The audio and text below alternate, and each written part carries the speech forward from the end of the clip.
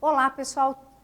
Lembram-se da nossa aula anterior? Aula anterior nós estávamos conversando sobre estilística e paramos justamente lá nas figuras de construção, tá? Faltaram duas figuras de construção, por isso mesmo você está vendo aqui no quadro as letras G e H. Repito, fazem parte aí do término deste conteúdo, tá bom? Então vamos lá para nossa aula de estilística, parte 2, letra G. Inversão ou hipérbato. O que é inversão ou hipérbato? Pessoal, quando nós fazemos uma construção frasal ou oracional, nós temos na gramática uma sequência, tá? Nós chamamos isso de ordem direta da oração. Então, o que é ordem direta? Sujeito, o verbo, depois do verbo vem o complemento do verbo, quando o verbo pede complemento, e por último, termo acessório, como por exemplo, adjunto adverbial. Ou seja, quando você diz assim, minha mãe, sujeito, minha mãe leu o quê? Leu um livro quando? Na última semana. Minha mãe leu um livro na última semana. Ó, ordem direta. Quando você desloca um desses elementos, você já está fazendo inversão, ou também chamado hipérbato. Em algumas fontes, nós encontramos assim, que a inversão é uma mudança pequena. O hipérbato, ele já faz toda uma inversão muito maior, ele mexe muito mais com a estrutura, né, desta oração. Mas inversão é hipérbato e hipérbato é inversão. Exemplo, professora ainda sou. Professora ainda sou, não é? Professora ainda sou. Deveria ser o quê?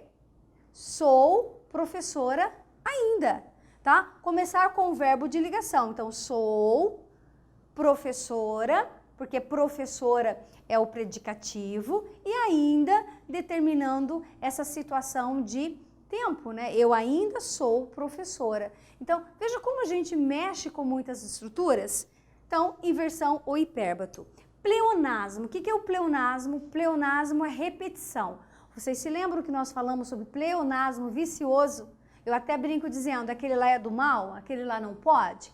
Agora, o pleonasmo como figura de construção, ele passa a ser um recurso estilístico, tá? Então, pleonasmo é uma repetição. E por que eu repito? Porque eu quero enfatizar, né, um segmento, uma ideia, uma palavra, correto? Olha um exemplo bacana. É rir meu riso e derramar meu pranto. É rir meu riso? Como assim rir meu riso? É rir, né? Não preciso falar rir meu riso, porque rir já vem de riso. Concordam comigo? Então aqui nós temos essa ideia, ó, pleonástica, certo? Fechamos então as figuras de construção. Vamos às figuras de pensamento. Pensamento. O que seria uma figura de pensamento? São aquelas que dizem respeito muito mais às ideias que são retiradas aí desses enunciados. Então, quando você fala antítese, o que é uma antítese? Antíteses são palavras cujos sentidos, por isso mesmo pensamento, tá? De sentidos diferentes ou de sentidos, o quê? Controversos, tá? Olha lá, os pensamentos de vida e morte. Vida e morte representam, tá? Ideias contrárias. Isso é antítese. Então, dia e noite, morte, vida, que mais? Anjo, demônio, né? Que acontece muito em algumas literaturas em que aparecem aí a figura muito da mulher e a ideia antitética de que a mulher ela é do bem, mas ao mesmo tempo ela tem a ideia de tentação, tá? Então isso aí é o que? Antítese, tá? Palavras de valores contrários, tudo bem? É diferente do paradoxo. O que é o paradoxo? O paradoxo, ele vai além das palavras de sentidos contrários. O paradoxo, ele me dá uma ideia de um contexto contrário também, correto? Ele é muito mais amplo, porque não necessariamente eu preciso ter palavras, tá? E específicas contrárias. Então, se nós falarmos assim, ó, que o nosso país é um grande produtor de alimentos, olha, produz muitos alimentos, abundância de alimentos, e de repente você diz assim, pessoas ainda morrem de fome. Isso não é paradoxal? Isso não é muito controverso? Imaginar que num país em que nós temos grandes plantações, né? Nós temos bastantes alimentos, ainda existam pessoas vivendo sob esse mesmo céu que é o nosso Brasil, né? Pessoas ainda morram de fome. Então isso é paradoxo, pessoal. São ideias contrárias. Aqui eu coloquei um exemplo aqui para nós, ó, paradoxo. Em uma sociedade moderna, tem-se moradores tão retrógrados, moderno e retrógrado, tá? Moderno e retrógrado, nós temos aí uma ideia antitética, mas ela vai muito além, tá vendo? Porque te leva a pensar, ou seja, nos leva a refletir como que numa sociedade, né, tão avançada, tão moderna, tecnológica, ainda existam pessoas tão apegadas a, vamos dizer assim, a sistemas muito antigos. Eu estou falando de hábitos diários, estamos falando de não aceitar, não é isso? A modernidade, de não aceitar o avanço, não é verdade? Então, isso é paradoxal. Então, além da antítese e o paradoxo, nós temos a preterição. A preterição é muito interessante. A preterição é assim, é quando você diz que não vai dizer algo, mas você está dizendo do mesmo jeito. Ah, professora, eu não entendi. Um exemplo bem cotidiano. Quando alguém chega para você e fala assim, ó, eu detesto me intrometer na vida alheia. Não gosto de pessoas que se intrometam, mas o que aconteceu ontem, porque o seu marido chegou meio tarde. Opa, mas você não disse que não gostava de se intrometer? E de repente você já está se intrometendo? Sim, isso é uma preterição. A não ser, ou além disso, é uma falta de educação, né, gente? Educação, tá? Aqui, um exemplo bem claro, não gosto de falar sobre mim. Tá, ponto. Ah, não gosto de falar sobre mim. Não quero falar da minha bondade, do quanto eu sou uma pessoa, né, linda, tá? Porque eu não gosto de falar de mim. Isso porque eu disse que eu não gosto de falar sobre mim, mas eu já estou falando, não é isso? Preterição. Ironia, adoro, né? Ironia. Há pessoas que são irônicas de natureza. O que é a ironia? A ironia é quando você afirma algo, mas você quer dizer outra coisa. Oh, parabéns, né? Pela primeira vez na semana, você conseguiu chegar no horário, né? Esse seu parabéns não é parabéns, é uma puxadinha de orelha.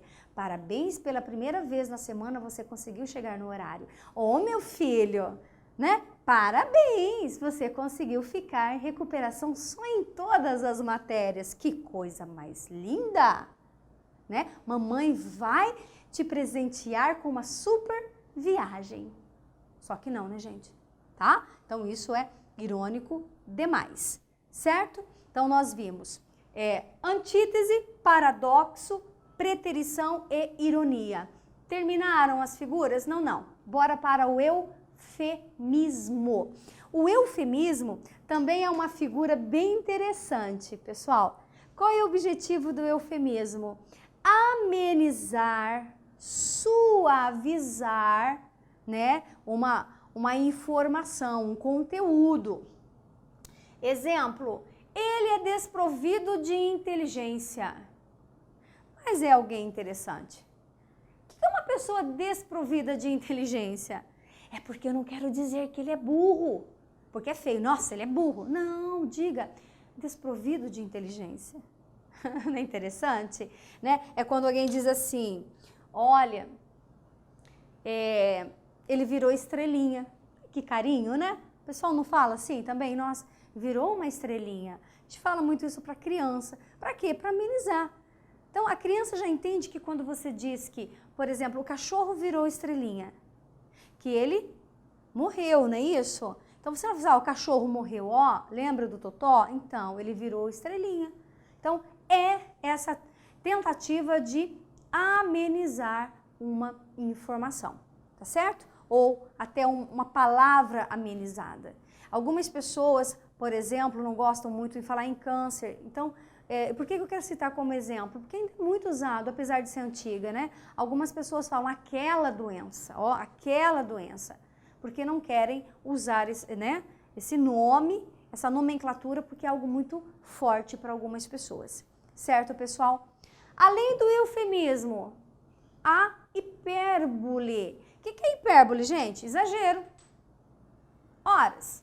Eu já falei isso para vocês 1000 vezes.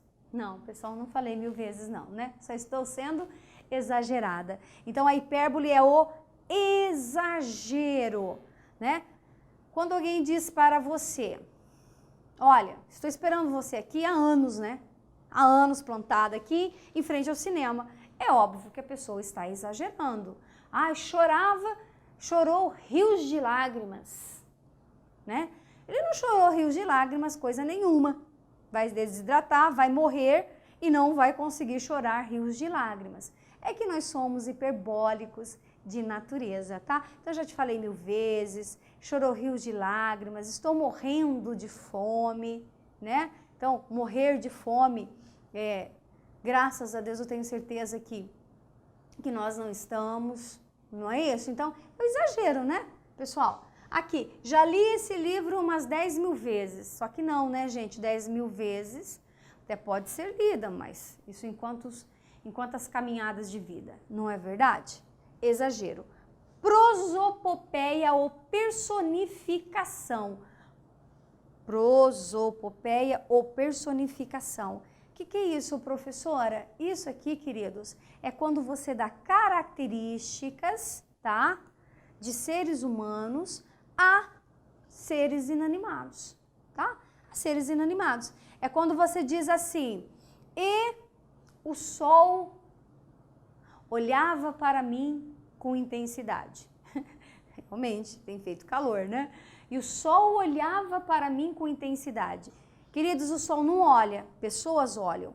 Então, você conferiu uma característica humana para o sol. Assim como o exemplo aqui, ó. Vou ficar desse lado. O planeta grita por misericórdia. O planeta grita por misericórdia. O planeta não grita. Quem grita é pessoa, tá? Então, aqui nós personificamos o planeta, correto?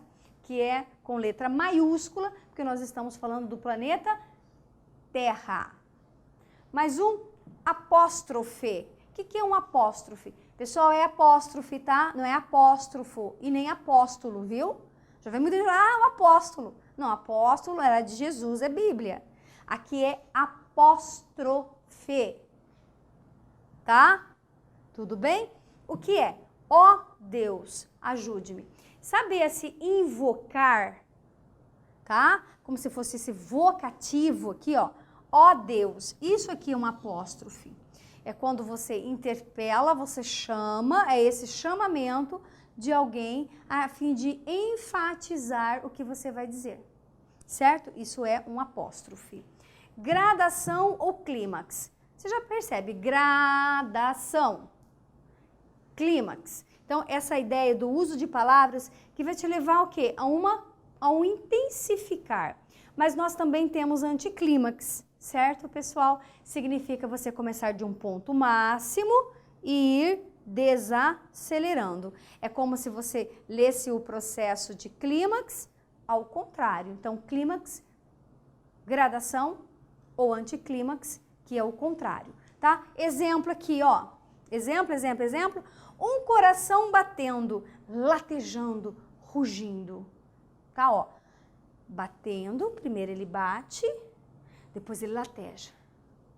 Depois ele ruge, tá? Ó, gradação. O que seria um anticlímax? Se eu dissesse um coração rugindo, latejando, batendo, ó. Rugindo, latejando, batendo. Ao contrário, certo? Bora para outra? Vamos falar de figuras agora, figuras de palavras, tá? Figuras de palavras. Essas figuras de palavras, nós vamos ter que observar o que foi escrito, a palavrinha. Qual é o efeito dessa palavra, tá? O efeito da palavra. Nas figuras de palavra, nós temos uma metáfora. O que é uma metáfora? Metáfora é uma comparação, tá? Então, você pega uma característica daquela palavra que você usou, transfere para o elemento que você deseja, e ali nós temos que fazer uma compreensão ligando as características entre eles. Então, por exemplo, aqui, vi como ela é um doce. Quando você pensa em um doce, tá? Pensa num doce que você gosta, né? Doce é aquilo que traz para você prazer, não é? Não é gostoso um doce? Né? Eu gosto de paçoquinha, por exemplo. Amo paçoquinha. Então, fala em doce, eu lembro paçoquinha, por exemplo. Então, se você diz assim, ela é um doce, não é que ela é uma paçoquinha, tá? Mas é que quando eu penso em doce, eu penso assim, em algo que me causa prazer, é gostoso, a gente senta, se delicia, é algo que a gente gosta de ter por perto, um doce predileto. Então, quando eu digo que ela é um doce, estou dizendo que ela é uma pessoa muito querida, uma pessoa gostosa de se ter por perto, uma pessoa que causa prazer, a presença dela causa prazer, tá? Então, você fez uma metáfora, que é um tipo de comparação. Agora, quando você tiver a comparação, ó, vi como ela é como. Vi como ela é como um doce. Então, você deixou de ter uma metáfora e passou a ter uma comparação, tá, gente? Usou o elemento de comparação, vira comparação, tá? Se você falar assim, ao contrário aqui, minha vizinha é um jiló. Um jiló. A pessoa me veio à cabeça jiló. Jiló é amargo. Nossa, minha vizinha é pior que jiló. Ela é pior que jiló, ela é pior do que jiló. Eu fiz comparação, não foi metáfora. Agora, minha vizinha é um jiló. É um jiló, eu não usei elemento comparativo. Então, o que ela vira? Metáfora. Tá? Esse exemplo virou uma metáfora. Perfeito. Catacrese. A catacrese é aquele processo em que a gente acaba nominando algumas situações porque nós não temos uma outra expressão para utilizar no lugar e que passaram a ser utilizadas no dia a dia. Por exemplo, a barriga da perna. Já ouviram falar de barriga da perna? Já ouviram falar de batata da perna? Já ouviram falar, por exemplo, de pé da mesa? O pé da mesa. O pé da mesa. Ficou o pé da mesa. O braço do sofá. O dente de alho. Dente de alho, não é? Então, são expressões que foram se normatizando, né, no dia a dia e que passam a ser usadas. Nós não estamos falando aqui de personificação ou catacrese, estamos falando de expressões, tá, que foram construídas por uma relação que se fez ou não e que foram abraçadas no dia a dia e que são aceitas, tá? Pelo uso, pela recorrência. Isso se chama catacrese. Minha barriga da perna dói, né? Barriga da perna. Peito do pé. Nossa, gente, estou com uma dor no peito do pé, certo? Ponto. Isso é uma catacrese. Antonomásia ou perífrase. Antonomásia ou perífrase são expressões as quais usamos para substituir uma outra palavra, um outro referente, mas que nós conseguimos saber do que se trata sem necessariamente se escrever claramente. Professora, eu não entendi. Exemplo. Nossa, gente, o astro-rei hoje está forte hoje. Quem é conhecido como astro-rei? O Sol, não é isso? O Sol, o astro-rei. Então, eu não preciso escrever o Sol está forte hoje. eu vou dizer o astro-rei está forte hoje. Então, quando nós falamos, por exemplo, o rei do futebol, quem é conhecido como o rei do futebol para nós? Pelé, né? Pelé, o rei do futebol. Eu não preciso escrever Pelé, né? Cidade Canção, cidade Canção.